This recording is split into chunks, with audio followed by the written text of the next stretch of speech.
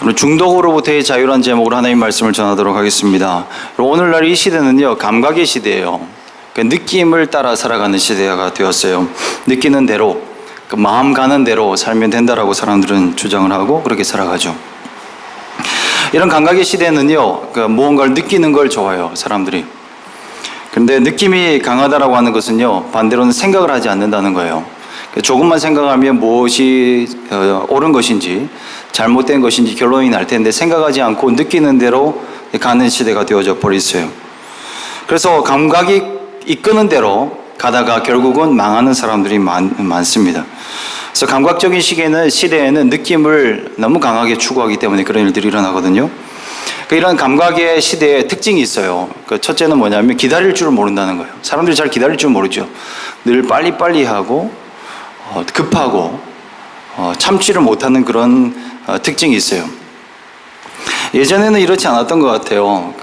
제가 젊지만 제가 어릴 때를 생각해 봐도 사람들이 기다림에 그래도 익숙했었던 것 같아요. 한국 사람들이 아무 바쁘다, 빠르다, 그리고 바쁜 것을 좋아한다고 하지만 그러나 그렇지 않았던 것 같아요. 생각해 보면 어릴 때는 그 만남의 장소라는 게 있었잖아요, 그죠? 특별한 만남의 장소, 만남의 광장. 이런 것들이 있었어요. 근데 지금은 그 만남의 광장들이 많이 사라지고 있어요. 그러니까 우리는 옛날에는 핸드폰 이런 게 없었기 때문에 사람들이 많이 기다렸던 것 같아요. 저는 고향이 부산인데 주로 어디서 약속을 잡았는가 한번 생각해 봤어요. 서면이라고 하는 동네에서 만날 때는 항상 동보서적에서 만나자고 그랬어요. 동보서적이 있었거든요. 그 서면 태아백화점 옆에, 여러분 잘 모르시죠? 그 동보서적이 있었어요. 그리고 남포동에서 만날 때는 남포동 무슨 그 극장이 있었거든요. 부영극장. 아시는 분 있는지 모르겠는데 부영극장 앞에서 만나자. 그럼 거기를 가서 약속 장소를 가보면요, 기다리는 사람들이 바글바글했어요. 여러 사람들이. 그래서 저는 서울에서 잘 안 살아봤기 때문에 그 서울 사람들은 어디서 만났어요? 종각 이런 데서 만나고, 종각에서 만나고, 젊은이들은 대학로 마로니에 공원, 그렇죠, 이런 데서 만났던 사람도 있을 거예요. 제가 가봤던 데가 거기밖에 없어서 그런 것 같아요. 그런 곳이 있었어요. 근데 요즘은 이런 게 별로 없죠. 만남의 광장들이 점점 사라지고 있어요. 왜냐하면 기다림이 필요 없는 시대가 되었어요. 기다리지를 못하니까요. 조금도 참지를 못해요. 조금 더 늦으면 견디지를 못하죠. 기다림이 사라지고 있는 것입니다. 감각의 시대에 또 하나의 특징이 있는데요. 그것은 사람들이 자극적인 것을 찾아요. 이전보다 조금 더 강한 것을 찾게 되어져 있어요, 사람들은. 처음에는 만족스러웠는데요, 이 감각이 더 강한 걸 추구하죠. 그래서 먹는 것도 더 자극적인 것, 매운 음식, 단 음식, 짠 음식 이런 것들을 점점점 더 선호하는 것 같아요. 그리고 우리가 보는 드라마도 점점점 자극적으로 바뀌어지고 있지 않습니까? 십수년 전에는 이게 불륜 드라마가 나오면 이게 큰 이슈가 됐어요, 사회적으로. 어떻게 이게 공영 방송에 나올 수 있는가 하면서 크게 이슈가 되고, 그래서 이 별명이 붙어졌잖아요. 막장 드라마. 있었잖아요. 그 막장 드라마가 처음 등장했을 때는요, 막장 드라마를 본다는 걸 당당하게 얘기를 할 수가 없었어요. 숨어서 봤어요, 사람들이. 근데 지금은 어때요? 이건 다 막장이죠. 막장 아닌 드라마가 없는 것처럼 느껴질 때가 있는 것 같아요. 다 막장이고, 막장도 그냥 막장이 아니에요. 얽히고 설켜서 도대체 이해가 안 돼요, 저는. 그 드라마를 제가 안 보는데 가끔씩 한 번씩 틀다가 그 유명한 배우가 있어서 한번 보려고 보면요, 도저히 이해가 안 돼요. 과연 저 사람은 누구의 남편인지 배우자인지 얼마나 얽혀졌는지 굉장히 복잡한 걸 보게 되어져요. 종류도 너무 많고요. 동성애 얽히고 설키고, 그리고 고부간에 얽히기도 하고 막 복잡합니다. 시대가 그렇게 되져 버렸어요. 아이들 게임도 그렇죠. 아이들 이렇게 하는 게임들도 점점점 더 자극적인 것들로 가득 차고 있어요. 지금 얼마 전에 부산에서 여중생 폭행 사건이 있었지 않습니까? 그래서 우리 국민들이 분노하기도 했고, 저도 그걸 보면서 얼마나 답답하고 마음이 분노가 일어나는지 차마 그 영상을 보기 힘들 정도로 참 잔인한 일이었는데, 그런데 그 일이 있고 난 이후에 그 일을 분석한 글을 본 적이 있어요. 왜 그 여자아이들이 그런 범죄를 저질렀을까? 보니까 바로 그 가해자 여자애가 그 가상의 인터넷 세계에 빠져 있었더라. 가상의 인터넷 인물과 자신을 착각해서 생각했었더라라고 하는 것을 본 적이 있었어요. 인터넷으로 잔인한 것들을 계속 보고 거기에 자기 자신을 투영하니까 스스로도 잔인한 삶을 살아가고 있는 거죠. 여러분, 좀 더 강한 것을 우리는 계속 찾거든요. 그런데 찾으면 찾을수록 이거는 만족되어지지가 않아요. 그래서 점점 더 이 강도는 높아져만 가는 거죠. 만족되어지지는 않고요. 그리고 만족을 느낀다 해도 금세 사라져 버리죠. 만족과 만족 사이의 간격이요 그렇게 이제 길지가 않아요. 점점 줄어들어서 사람들이 더 바쁘게 기다리지 못하고 더 강한 것을 요청하고 더 자극적인 것을 원하는 마음이 드는 것입니다. 그래서 조금 이 감각적인 것을 추구하는 마음이 시간이 지나면 어떻게 되는 줄 아십니까? 감각이 무뎌지거든요. 웬만한 것으로 만족할 수 없게 되어져요. 그래서 감각이 파괴된 상태가 되어져 버리는 것입니다. 그래서 이런 그 감각이 점점 강한 것을 자극에 받음에도 불구하고 만족감을 누리지 못하고 더 그것에 집중하고 또 거기에 매여 있는 상태를 뭐라냐면 중독이라고 하는 거예요. 오늘 본문의 사도 바울이 사실은 이와 같은 중독을 경계하면서 말하고 있는 거예요. 17절에서 19절 말씀이에요. 이방인들의 행동의 패턴에 대해서 고발하고 있거든요. 그게 바로 중독이라고 말하고 있는 거예요. 감각 없는 자가 되어서 자신을 방탕에 방임하여 모든 더러운 것을 욕심으로 행하는 상태, 이게 바로 중독이에요. 제가 어릴 때 그 에베소에 갔던 적이 있어요. 한 10여 년 전쯤에 그 에베소에 갔었던 적이 있어요. 그 터키에 에베소가 있죠. 그 에베소를 방문을 했는데 그때 저희를 안내해 주셨던 선교사님이 계셨어요. 그 선교사님이 에베소를 들어가자마자 저희를 인도해서 한 곳으로 갔어요. 그러면서 한 문양을 보여주면서 땅에 새겨져 있는 문양이었거든요.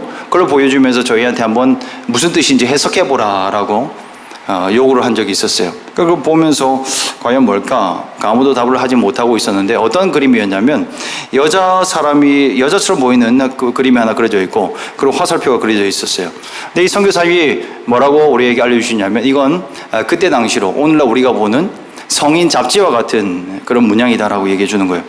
그래서 설명해 주시기를 이건 표지판과 같은 잡지와 같은 표지판인데 이게 안내하는 데로 가면 이 문양이 화살표가 가리키는 쪽으로 가면 거기에 사창가가 있었다라고 하는 그런 얘기를 들었던 적이 있어요. 여러분, 로마의 성문화.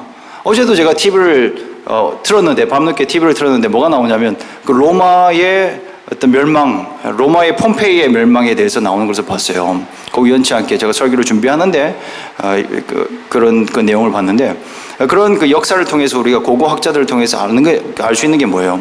그때 당시 로마가 얼마나 타락했던가를 우리는 알게 되어지는 거죠. 굉장히 성적으로 타락을 했던 시대였어요. 에베소는 그 로마의 문화권 가운데 있었고요. 그리고 에베소에 또 하나의 그 유명한 그 문화재가 하나 있어요. 뭔지 아세요? 에베소 안 가보셨어요? 다음에 한번 같이 가봤으면 좋겠네요. 거기에 뭐 또 유명한 게 있냐면 큰 원형 경기장이 있어요. 로마식 원형 경기장이 있는데 그 경기장에서 했던 일이 있어요. 두 가지인데요. 하나는 그 신전이었어요. 신전의 역할을 했고요. 또 하나는 뭐였냐면 원형 경기장에서 검투나 투구 같은 걸 했어요. 오늘날로 치면 격투기죠. UFC 같은 격투기를 거기서 했었어요. 근데 오늘날 UFC보다 그때 당시 더 잔인했다라고 볼 수 있어요. 왜냐하면 사람이 죽을 때까지 싸웠거든요. 사람이 죽어 나갈 때까지, 소가 죽든지 사람이 죽든지 아니면 사람끼리 싸우다가 누구 하나 죽을 때까지 싸웠던 게 그때 당시의 격투기였어요. 그래서 사람이 죽는 걸 보면서 사람들은 극도로 흥분했죠. 갈수록 잔인했어요. 그게 바로 에베소 문화권이었어요. 그러니까 지금 그들은 그 자극적인 것들, 그 성적인 자극, 그리고 폭력적인 자극에 노출되어져서 스스로 얼마나 방탕에 자신을 방임하여서 그리고 중독에 빠져 있는지도 모른 채 살아가는 그때 당시의 문화가 바로 이방인들의 문화고 그때 당시 사회의 문화였다라고 하는 것을 말해주고 있어요. 여러분, 이게 오늘날의 그 우리의 사회와 크게 다르지 않아요. 거의 비슷해요. 지금 에베소 교회를 향한 사도 바울의 그 편지의 내용이나 오늘날 대한민국의 어떤 사회 분위기나 크게 다르지 않은데 중독된 사람들이 많죠. 그죠? 한국 사회에는 중독이 참 많은 것 같아요. 그래서 중독의 증세가 있는데 중독이 한번 빠지게 되면요. 어떤 현상과 함께 중독의 현상이 이어지냐면 금단 현상이 있어요. 그 금단 현상. 중독하는 행동을 멈추게 되면 어떻게 해요? 금단 현상이 나타나죠. 막 갑자기 불안해지고 짜증이 나고 그리고 누군가가 이 중독된 일을 금하는 사람이 나타나면 그 사람에 대해서 분노하는 마음이 막 일어나게 되는 거예요. 이게 중독의 증상이에요. 이런 상태가 계속되면요, 자신이 집착하던 것에서 빠져나오지 못하게 되어져요. 의지가 작동하지 않기 때문이에요. 스스로의 어떤 절제가 그 의지 가운데서 작동되어져야 되는데 이런 셀프 컨트롤이 작동되어지지 않기 때문에 빠져나오지 못하는 거예요. 철저하게 집착하던 그것만 의존하며 살아가게 되어져요. 여기서 문제가 생기는 거죠. 다른 것에 의해서 다른 것들은 전혀 바라볼 수가 없어요. 이게 문제예요. 컴퓨터 게임에 중독된 아이들 본 적 있으세요? 이 아이들은요, 공부를 할 수가 없어요. 책을 볼 수가 없어요. 책을 봐도 집중이 되어지지가 않는 거예요. 심각한 문제가 되어지는 거죠. 오늘날 우리 사회가, 한국 사회가 이 중독에 얼마나 많이 빠져 있는지 생각해 보시기 바라요. 제가 생각할 때 앞으로 훨씬 더 이 중독의 문제가 큰 심각한 사회 문제로 대두될 것이라고 저는 생각해요. 여러분, 중독의 문제와 싸워 이기시길 주님 여러분 축원드립니다. 싸워 나가야 하는 것입니다. 신앙생활을 하려면 더 이 중독과의 싸움을 강하게 우리가 선포하며 나가지 않으면 우리 신앙생활을 제대로 할 수가 없어요. 왜냐하면 이 중독에 한번 빠지게 되면요, 심각한 이 타격을 우리의 삶에 받게 되어지는데, 제일 먼저 가정의 파괴가 일어나요. 관계가 다 깨어지게 되고 가정이 파괴되어지고, 그리고 사회생활을 할 수가 없게 되고 심리적으로 정서적으로 문제가 생기죠. 그건 단순히 정신적으로만 문제가 생기는 게 아니고요, 육체적으로도 이건 피해가 따르죠. 중독에 한번 빠지면 육체도 상하게 되어져요. 인간관계도 파괴되어지고요. 중독은요, 지나치게 어느 것에 집착하는 거예요. 이런 현상으로 인해서 다른 것에 무관심하게 되는 게 중독이에요. 그것밖에 생각을 안 하는 거예요. 그것밖에 보여지지가 않는 거예요. 그래서 중독 환자들은요, 다른 사람들을 신경 쓰지 않아요. 자기 때문에 가족들이 힘들어하거든요. 중독에 빠진 당사자 때문에 주변 사람들이 굉장히 힘들어한단 말이에요. 스트레스를 많이 받고. 그런데 스스로는 깨닫지를 못해요. 왜냐하면 자기가 빠진 그곳에만 빠져있기 때문에 사람들을 케어하지를 못한다고 하는 거예요. 제가 호주에서 살 때 잔디가 있는 곳에서 살았던 적이 있었어요. 잔디가 있는 큰 마당이었어요. 굉장히 큰 마당에서 한번 살았었어요. 근데 잔디가 크다고 해서, 이제 마당이 크다고 해서 우리 집이 결코 큰 집은 아니었어요. 집은 좀 코딱지만 했는데 집보다 4-5배나 큰 코너에 있는 잔디가 큰 집을 짓고 큰 집에 이제 새들어 살았었는데, 이 잔디는요, 관리를 항상 잘해야 돼요. 항상 관리를 해야 되는 거예요. 금세 지저분하게 자라고, 그리고 조금만 신경 안 쓰면 하루 이틀만 지나면 잡초가 자라나는 것을 보게 되어져요. 수시로 깎고 뽑고 신경 쓰고 해야 되는 거예요.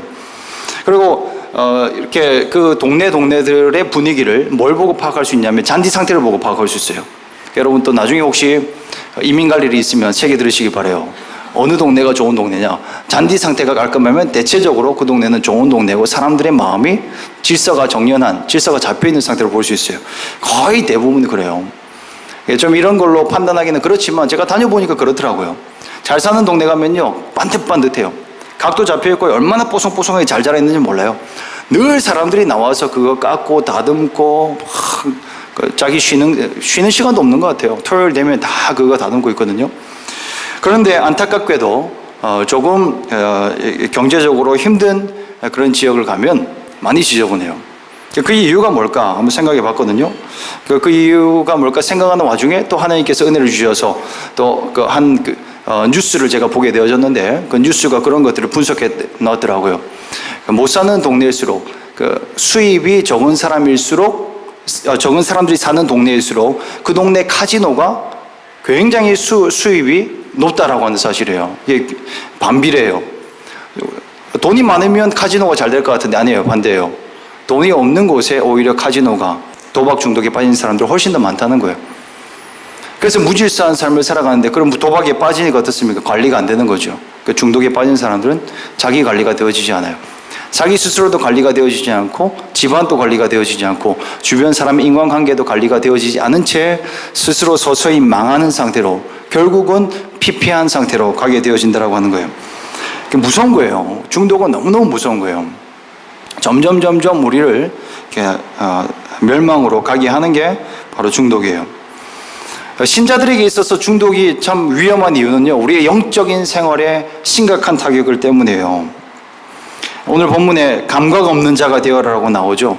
감각 없는 상태가 되어서, 중독이라고 하는 상태는 감각이 없는 상태예요. 자기를 방임하였다라고 얘기를 하고 있죠.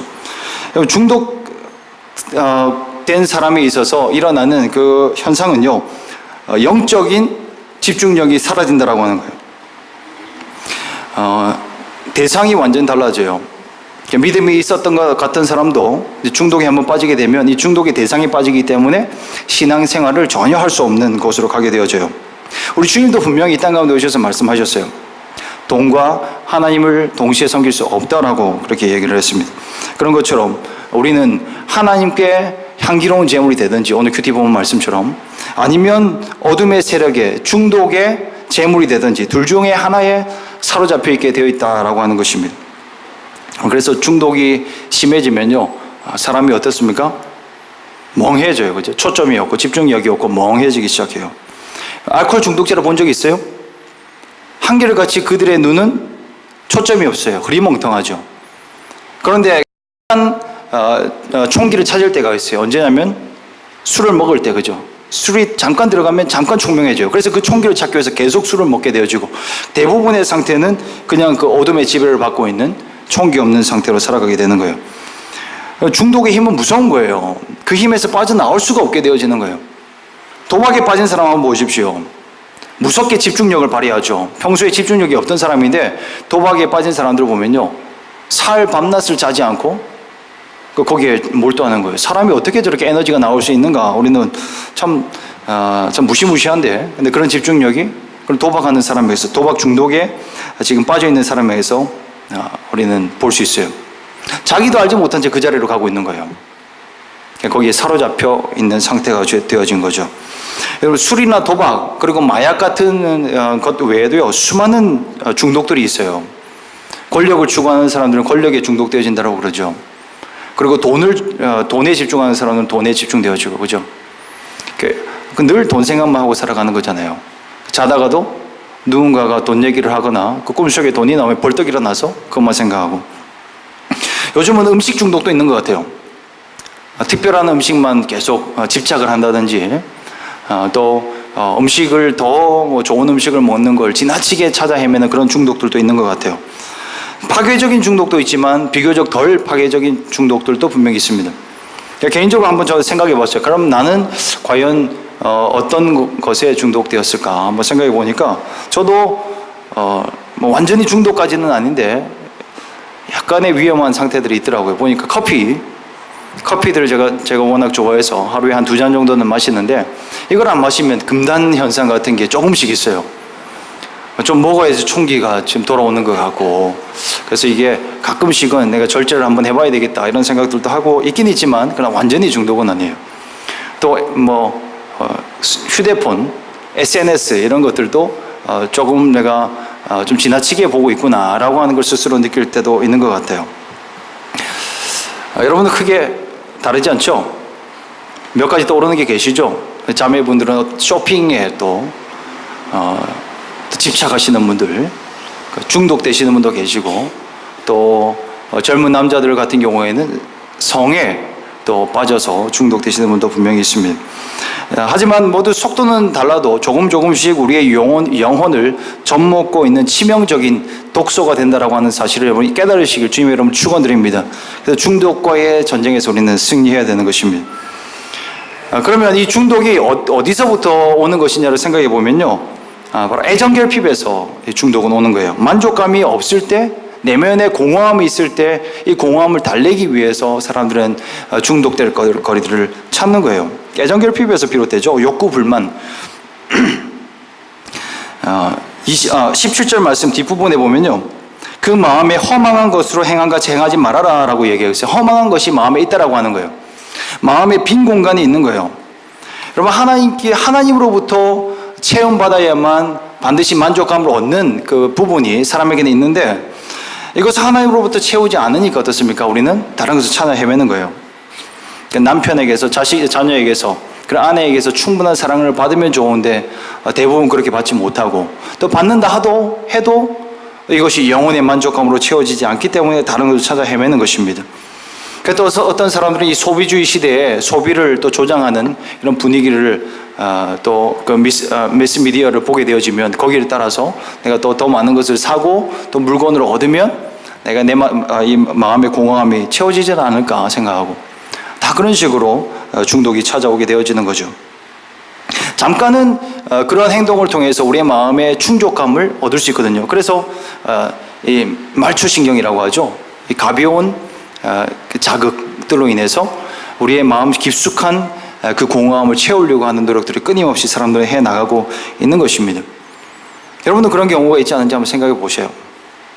SNS를 막 집착적으로 본다든지 그 마음의 결핍감이 있을 때 나도 모르게 손이 가는 거죠. 그죠. 영적 집중력이 떨어진다라고 하는 것에 가장 큰 문제가 있다고 말씀드렸는데요. 우리의 삶에 치명적인 문제가 되어진다라고 하는 것을 생각하시고 오늘 저와 여러분은 중독으로부터의 자유를 경험하시길 주님의 이름으로 축원드립니다. 어떻게 하면 이 자유를 경험할 수 있냐? 첫째는 갈망의 방향을 전환해야 돼요.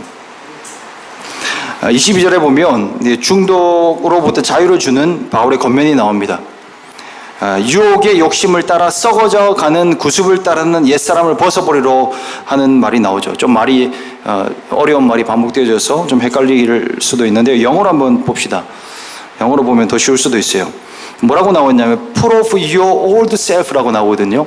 옛 자아를 벗어버리라 라고 얘기하고 있는 거예요. 옛날 자아가 분명히 너한테 있는데 그것을 벗어버리라 라고 이야기하고 있고요. 옛 자아가 과연 무엇이었는지를 또 설명하고 있는데 Which is being corrupted 라고 나오고 있어요. 옛 자아가 망할 옛 자아야 라고 얘기하는 거예요. 너희 자아가 있는데 이것은 망할 옛 자아인데 이 망할 것들을 붙잡지 말아라 이야기하고 있어요. 그럼 왜 망할 것인지에 대해서 또 이야기하고 있죠. 바로 욕심 때문에요. Deceitful desires라고 얘기하고 있어요. 잘못된 갈망이에요. 우리 가운데는 욕심, 잘못된 갈망이 있는데 이 잘못된 갈망의 옷을 벗어버려야만 우리는 이 중독에서 벗어날 수 있다라고 사도 바울은 이야기하고 있습니다. 이 잘못된 갈망의 옛자의 옷을 벗어버리시길 주님의 이름으로 축원드립니다. 방향을 틀어야 돼요. 갈망의 방향을 틀어야 돼요.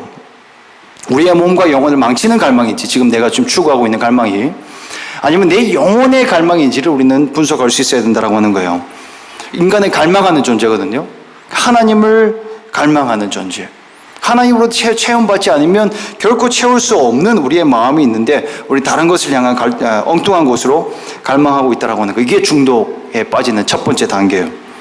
그리고 집착하게 되어지는 거죠. 그러면 중독에 빠지는 거예요.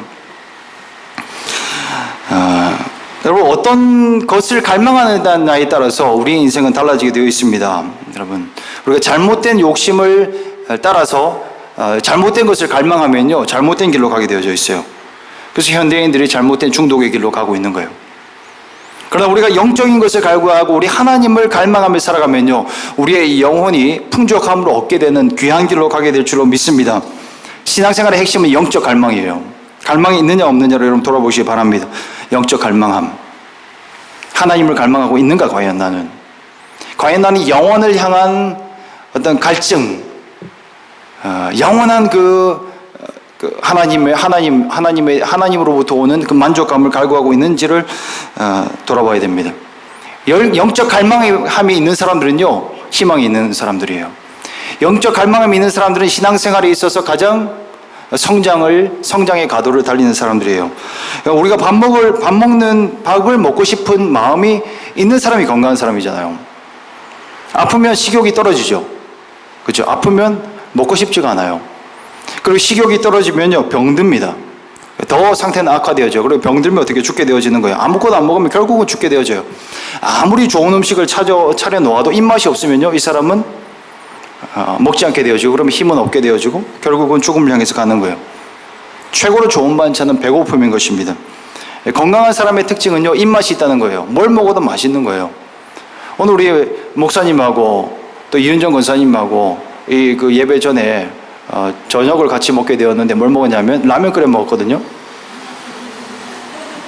삼양라면에 우리는 계란도 빠뜨리지 못해서 그냥 삼양라면을 먹었는데 우리 먹으면서 굉장히 만족하면서 먹었었어요. 그 맛있게 먹었던 이유는 뭡니까? 우리 안에 배고픔이 있기 때문에 그런 거예요. 그죠? 건강하기 때문에 그걸 맛있게 먹을 수 있는 거예요. 건강하지 않는 사람들은 어떤 좋은 걸 줘도 먹지를 않아요. 여러분 배고픔이 우리를 살게 하는 줄로 믿으시길 바랍니다. 배고픔이 우리를 살게 해요. 영적인 배고픔이 우리의 영혼을 살찌게 만들어요. 정말 우리에게 필요한 건 영적인 갈급함이에요. 하나님, 나에게 영적인 갈급함을 주시옵소서. 오늘 저녁에 그렇게 기도하시길 축원드립니다. 영적 세계를 향한 갈급함이 있는 사람들은 항상 건강한 신앙생활을 할 수 있어요.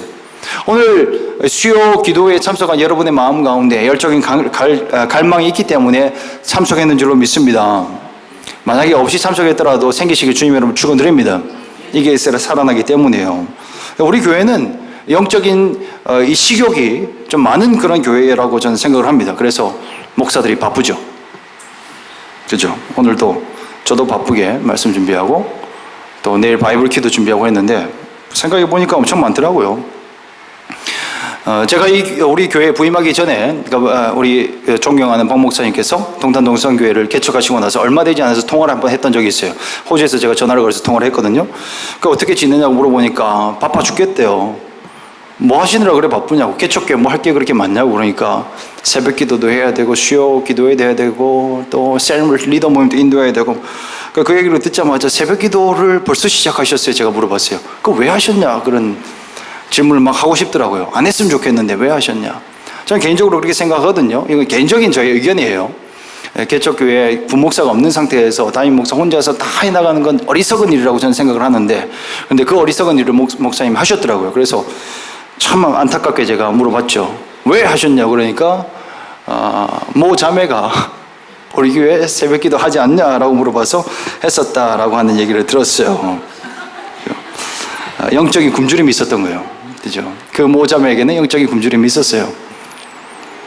그리고 제가 처음 여기 부임하고 나서도 심심치 않게 들었던 얘기가 있었어요. 우리 교회 양육은 언제 하냐 그런 얘기였어요. 만날 때마다 물어봤어요. 양육은 언제 합니까? 성경 공부는 언제 합니까? 금요 기도회는 언제 합니까? 맨날 물어봤었어요. 그래서 이분들이 어떻게 하시려고 그러시나 했는데 이제 시작했잖아요. 그죠? 이제 내일부터 바이블 기도 시작해서 벌써 18명이나 한 2-3명이나 신청할까 생각을 했는데 이 1년 반에 이 장장 1년 반에 바이블 키 코스를 어떻게 하시려고 여러분 지원하셨는지 모르겠는데 지원하셨고, 또 이번 주일 되면 셀리더 양육이 시작되어지고 또 새가족 양육도 하고 또 뭐 하죠? 1:1 양육도 곳곳에서 하고 있고, 또 이것만 있느냐? 아니에요. 여러분, 중고등부는 중고등부들 제자 훈련 또 한다 하고요. 교리 학교 또 하고 있죠. 저는 세상에서 제일 바쁜 개척교회가 우리 교회가 아닌가 생각해 봐요. 그럼 교육자 우리 입장에서는, 목회자 입장에서는 바쁜 게 사실이지만은 영적인 갈망이 있는 이 성도들이 있는 교회를 섬긴다라고 하는 것은 굉장히 기쁜 일입니다. 왜냐하면 가능성이 있는 거거든요. 이 영혼들은 자라나가겠구나. 성장하겠구나. 갈급함으로 나오는구나. 우리 가운데 이런 갈급함이 계속해서 있으시길 주님의 이름으로 축원드립니다. 심령의 갈망함이 있어야 되는 겁니다. 갈망함이 있어야 우리는 하나님으로부터 오는 만족감을 누릴 수가 있습니다. 여러분, 예수님께서 산상수훈의 팔복 말씀에서 그렇게 말하고 있습니다. 복이 있는 사람에서 이야기하면서 누가 복이 있냐? 의에 줄이고 어떠한 자는요?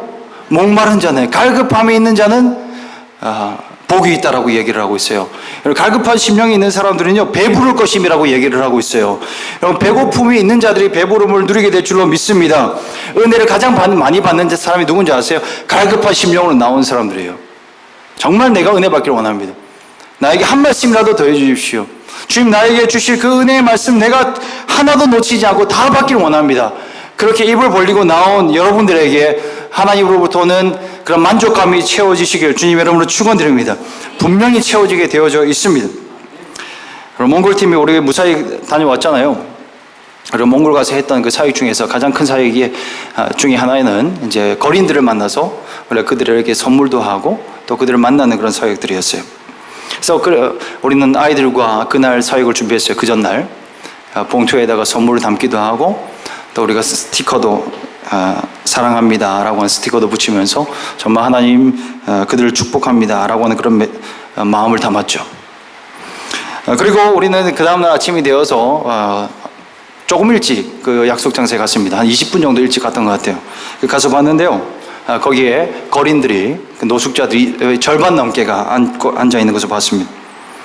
그래서 시간이 되어서 사람들이 다 모이게 되었고 이제 간단한 메시지를 나누고 선물도 나눠줬어요. 그리고 이제 우리는 마무리하려고 하는데 사람들이 저에게 찾아왔어요. 처음에는 마음에 조금 거리낌이 있었어요. 왜냐하면 선교사님 우리에게 신신당부했었거든요. 함부로 손도 잡지 말고 그들과 터치를 하지 말아라 라고 얘기를 했고, 또 그 전날 우리에게 준비물로 이야기하면서 물티슈를 한 개가 안 되니까 여러 개를 준비해라. 혹시라도 터치한 일이 있으면 손을 빡빡빡 닦아야 된다라고 선교사님이 얘기를 하셨거든요. 그래서 제 마음 안에도 솔직히 어디까지 다가가야 하는가라고 하는 그런 마음이 있었어요.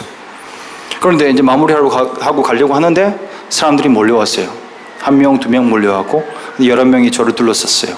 그러면서 하는 얘기가, 통역사가 저한테 해석해 주기를 기도를 부탁하는 거예요. 그러면서 그분들이 아픈 부위를 저한테 내어 보여줬어요.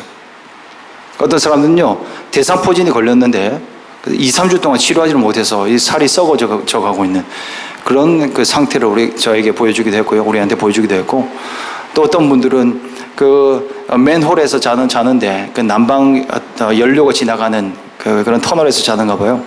그래서 지금은 난방 연료가 지나가지 않는 시즌이기 때문에 거기 잤는데 갑자기 연료가 지나가는 바람에 아마도 시범으로 들었던 것 같아요.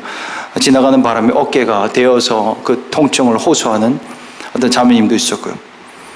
그래서 얼마나 가여운 마음이 들었는지 몰라요. 그래서 그 선교사님의 말씀 뭐 어떻게든지 상관없이 그분들의 머리에 손을 얹고 기도하고 안아드리기도 하고 그렇게 했었어요.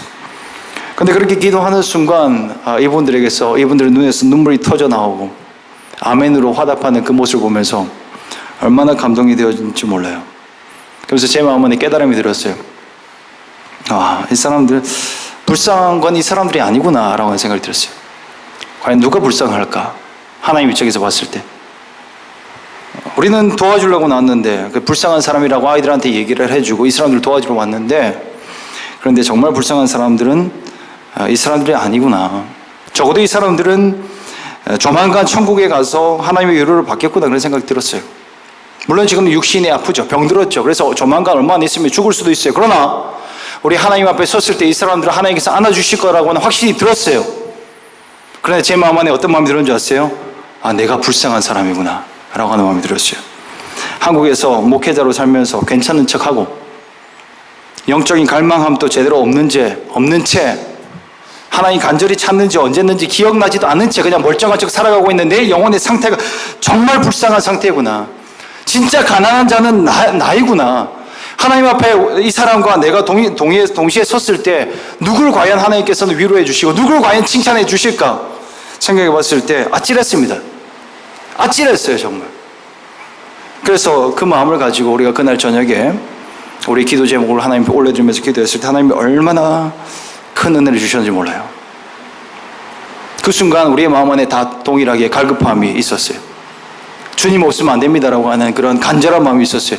주님 아니면 우리의 문제를 해결할 분이 없습니다라고 그렇게 간절하게 기도했는데요, 주님이 우리 가운데 찾아오셨어요. 그리고 그날 밤 우리는 그 순간 모든 것을 다 가진 자가 되었어요. 아무것도 필요 없습니다. 주님으로 우리는 만족합니다 라고 하면서 고백할 수 있는 자가 되었습니다. 여러분, 신앙생활은 갈망하는 것인 줄로 믿습니다. 여러분의 갈망의 방향이 하나님께로 돌려지길 주님의 이름으로 축원드립니다. 갈망이 있어야 되는 것입니다. 갈망이 혹시 없으신 분들은요, 훈련을 하십시오. 좋은 훈련이 있어요. 여러분에게 권면드릴게요. 금식하십시오.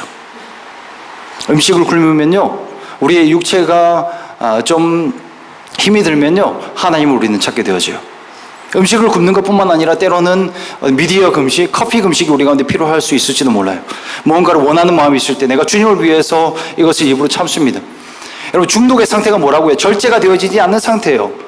그 방탕함에 우리를 방임하는 상태, 셀프 컨트롤이 되어지지 않는 상태였는데, 이걸 다시 되돌리는 것은 무엇으로 가능하냐면 스스로 절제하는 훈련을 통해서요. 금식하면서 먹지 않고 내가 나를 조절해 나가기를 원합니다.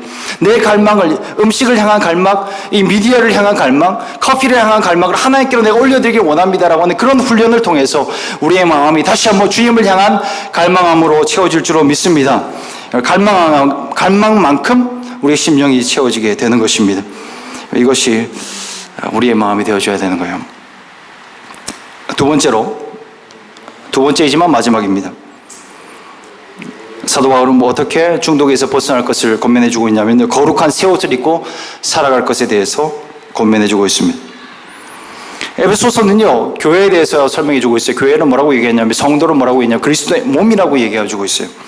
그리고 오늘 4장 16절까지 그 설명을 하고 있고요. 그리고 오늘 17절부터 24절까지는 무슨 얘기를 하고 있냐면, 그러면 그 몸된 우리가 어떤 옷을 입어야 하는가를 말해주고 있어요. 24절 말씀에 보면 새 사람을 입으라 라고 이야기를 하고 있습니다. 거룩한 새 옷을 입는 것을 말해주고 있는 것입니다. 우리의 생활에 있어서, 신앙생활에 있어서 또 옷을 입는 건 너무나 중요한 일이죠. 그죠? 복식, 현대의 복식의 기준이 참 많이 무너지긴 했어요. 그죠? 지금은. 그러니까 그 사람들의 각자의 개성을 존중하는 시대이기 때문에 이제 어떤 장소에는 뭘 입고 가고 또 어떤 장소에는 뭐 이것이 금지되어지고 이런 복장은 별로 없어지긴 했습니다. 그러나 근본적으로 우리의 마음 안에는 알죠. 격식 있는 자리에는 격식 있는 옷을 입고 가야 하고, 그리고 좀 편안한 자리에는 편안한 옷을 입고 갈 수 있다라고 하는 것을 압니다. 옷이 중요합니다, 여러분.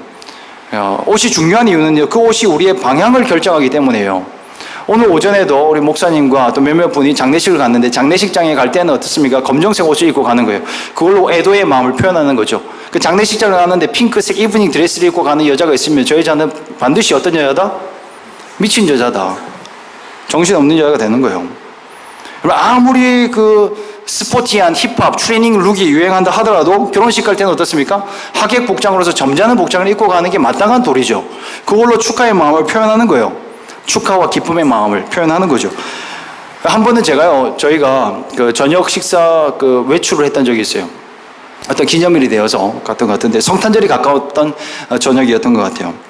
그날 쉬는 날이었는데, 저녁에 어떤 식당을 예약을 하고 이제 외출을 하려고 준비를 했어요. 그래서 늦게죠. 그 늦게 이제 옷을 갈아입고 저희가 옷을 갈아입히고 하는 시간이었는데, 저희 큰딸 하경이가 물어봤습니다. 아빠, 왜 교회 가? 그렇게 물어보는 거예요. 오늘 쉬는 날인 게 분명한데 저녁에 옷을 갈아입고 있으니까 얘가 교회 간다라고 착각하고 있는 거예요. 반드시 아빠는 교회 갈 때만 정장을 입고 그래 갔기 때문에 그렇게 생각을 하는 거죠. 여러분, 우리가 입는 옷은요, 어디를 가느냐를 결정해버려요. 그렇죠? 우리가 정말 하나님이 원하는 거룩한 곳으로 가기 위해서는 거룩한 옷을 입고 가야 하는 것을 성경은 말해주고 있어요.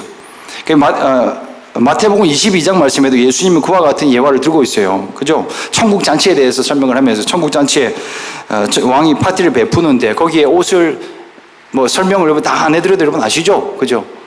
그 초대권을 그 길거리에 있는 거린들에게 주어서 아무나 데리고 왔어요. 앉혔는데, 근데 이제 그 연회를 베푼 그 왕이 봤을 때 옷을 연회복을 입지 않은, 파티복을 입지 않고 온 사람들은 쫓아보냈죠.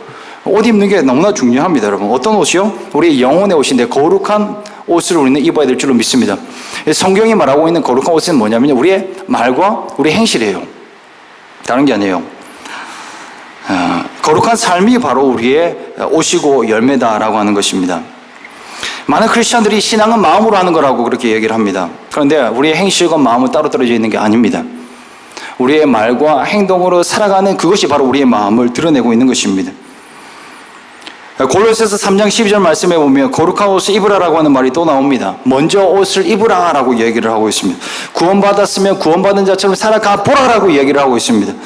옷 입으라라고 하는 말은요, 그와 같은 척이라도 하고 살아가라는 거예요. 너의 마음은 그에 따르지 않을지라도 거룩한 그 삶의 모습, 그리고 거룩한 입술의 고백으로 살아가 보라라고 하는 것을 이야기하고 있는 것입니다. 옷이 사람을 만들어갑니다. 방향을 결정하고요. 하늘로부터 오는 그 옷을 입을 때 우리의 본질이 거룩해지는 것입니다. 그 탕자가 그 아버지 집으로 돌아올 때 아버지가 옷부터 갈아입히는 이유가 바로 여기에 있습니다. 아들로서의 신분을 바꿔주는 거죠. C.S. 루이스라고 하는 아주 유명한 기독교 저자가 있는데, 이 사람이 순전한 기독교라고 하는 유명한 책을 썼어요. 그 책에 이런 내용이 나와요. 가면을 쓴 남자예요. 한 남자가 가면을 오래 쓰고 살았어요. 그 이유가 있습니다. 그 이유는 그 남자가 못생겼다고 생각했기 때문에요. 너무 못생겼기 때문에 그 잘생긴 가면을 만들어서 쓰고 살았다는 거예요. 그런데 어느 날 그 가면을 벗고 보니까 어떤 얼굴로 바뀌었냐면, 그 남자가 가면의 모습으로 바뀌어 있었다라고 하는 거예요. 진짜 미남이 되었다. 현실에서는 일어나지 않는 일입니다. 그래서 가면을 여러분은 쓸 필요는 없습니다만은, 그러니까 그 이야기가 우리에게 시사해 주는 바가 있습니다. 그 뭐냐면 진짜를 만들어내는 가장이 있다라고 하는 거예요. 진짜를 만들어내는 가정이요. 여러분, 친하지 않는 사람이 있을 수 있어요. 우리가 이번에 몽골 비행 트립 갔던 사람들도 처음에 다 친했던 건 아니에요. 그래서 어색한 순간이 있었어요. 사진을 찍을 때 또 어색하죠, 그죠? 사진 찍을 때 어깨에 손을 올려야 되나 말아야 되나, 얼마만큼 다가서야 하나, 이런 미묘한 그런 그 마음이 있을 때 어떻습니까? 그냥 무시하고 어깨에 손을 얹을 때, 그리고 얹은 이후에는 어떻게 진짜 친밀감을 만들어내는 행동이 되어지는 것을 느낄 때가 있습니다. 여러분, 친밀감을 만들어내는 좋은 방법은요, 친한 척 하는 거예요. 어색한 사람도 먼저 다가가서 말을 걸고 정말 친한 사람인 것처럼 다가가면요, 이 사람도 동일하게 그렇게 반응하는 것을 우리는 느낄 수가 있어요. 여러분, 혹시라도 어색함이 많으면 좀 실습해 보시기 바라요. 친해져요, 정말. 웃음 치료라고 하는 것도 있죠. 웃음 치료. 전혀 웃을 수 없는 절망의 상황이지만 한번 웃어보라는 거죠. 그러면 진짜 엔돌핀이 돌아가고 우리 삶에 긍정적인 에너지가 넘쳐나게 된다라고 하는 그런 내용이죠. 반응한다는 거예요. 우리의 뇌가 반응한다 라고 하는 행동치료라고도 이야기하기도 하죠.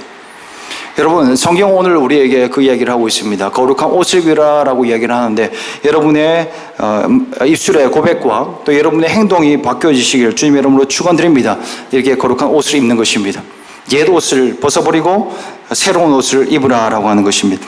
여러분, 오늘 이곳을 가기 전에 이렇게 옷이 완전히 바뀌어지시길 주님 여러분 축원드립니다. 먼저 옷을 벗어야 됩니다. 이거 회개하란 말이에요. 방향의 전환이에요. 갈망의 방향의 전환, 이게 바로 회개예요. 그 옷을 입어야 되는 것입니다. 여러분, 거룩의 옷을 입어야 되는 거예요. 하나님이 우리에게 요청하시는 승리의 방법은요, 수동적이지 않습니다. 적극적이에요. 굉장히 적극적이에요. 유혹거리들은 우리 주변에 아직도 많이 있어요. 우리를 중독에 빠질 수많은 유혹거리들은 이 예배당을 나서는 순간 우리에게 찾아올 거예요.